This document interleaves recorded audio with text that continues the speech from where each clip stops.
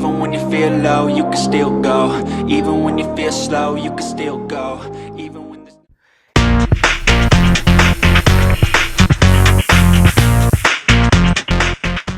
සුබ දවසක් සියලු දෙනාට.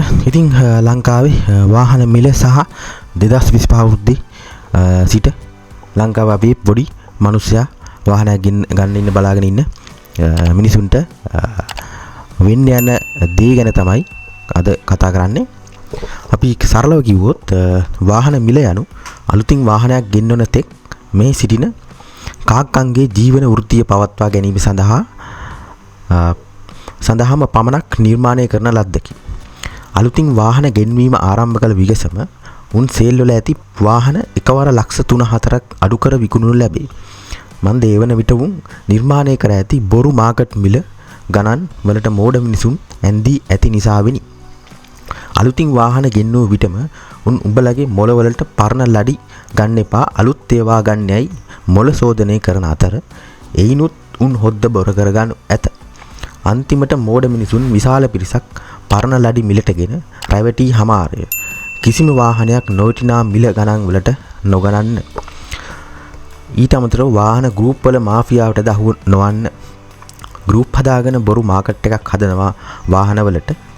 ඒ අතර සමහර අබ්බගාතයෝ ලීසින් එකේ ගානත් කවර් කරලා ලාභෙකුත් තියාගෙන වාහන පරණ වාහන ලඩි විකුණන්න යනවා